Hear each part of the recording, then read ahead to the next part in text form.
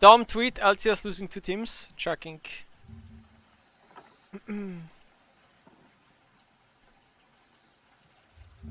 This is legitimately good for health of LCS. The bottom 2 teams provided almost nothing to the LCS in terms of hype and viewership. Most people mainly wanted to watch the first 4 matches of the day anyway.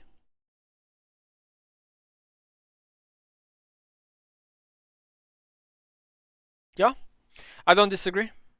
I actually do think it's probably just good.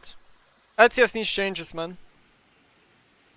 A little bit about what is happening, because obviously there's been some news out there about 2 teams potentially leaving the league. Yeah, so yesterday we terminated our TPA agreement with 2 teams, Golden Guardians and Evil Geniuses, and settled with them. So they will not Wow. be competing in the LCS next year. All right, and we should say yesterday as we're filming this. Yes. Okay. So why did this end up happening? Yeah, so basically, Golden Guardians, their owner, the Golden State Warriors, they've decided they want to focus their business on basketball, and they wanted to exit. And I think Evil Geniuses' struggles is pretty well documented in the public already. So Evil Genius's struggles is very well documented in the public. Did he just throw some shots?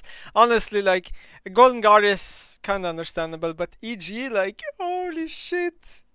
After all they've been doing for the past 1 to 2 years and all the fucking shit people are saying about EG, and now they got booted. That is just fucking funny.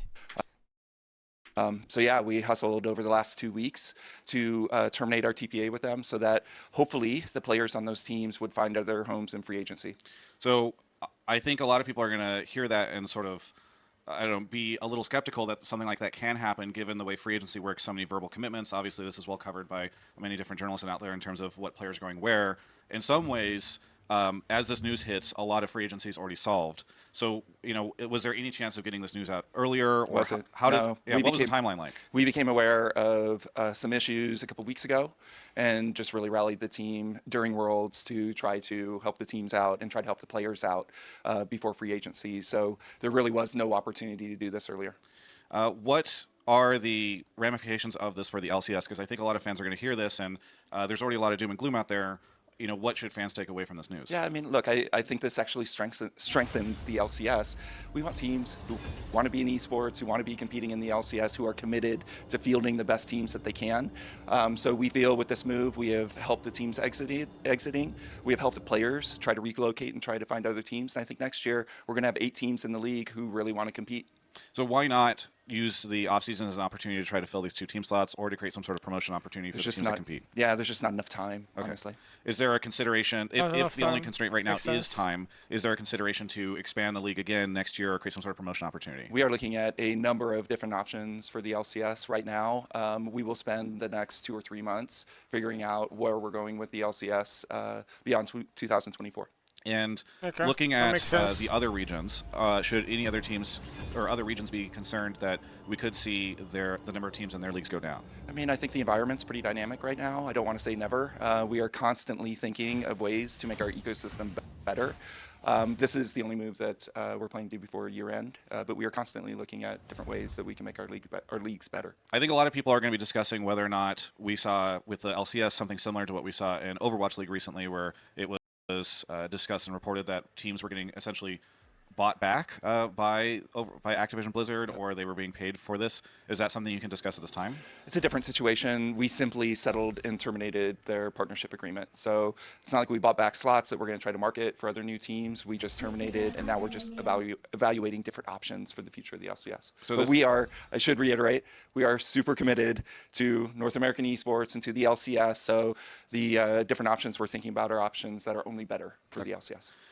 So it doesn't sound like there was a monetary transaction. Okay, what about... Okay, tweets. Last week we spoke with all LCS partner teams to convey our commitment to the LoL esports ecosystem in North America and share our plans to reshape the league. In 2024 the LCS will be an 8-team league, as we made the mutual decision with Golden Guardians and Evil Geniuses to exit them from the LCS.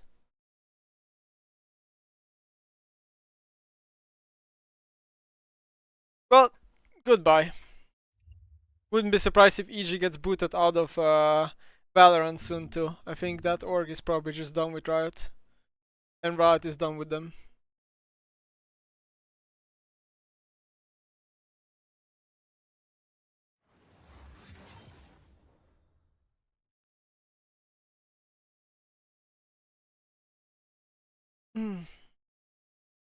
Someone dodged. Unfortunate. Time for some video. Yeah, EG won World Championship. But now they're literally jailing all the players and they can't do anything, I think.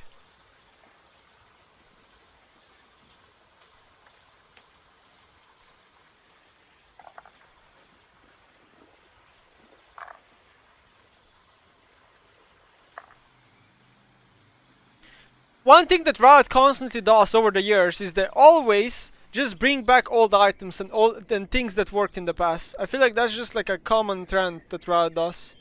Yeah,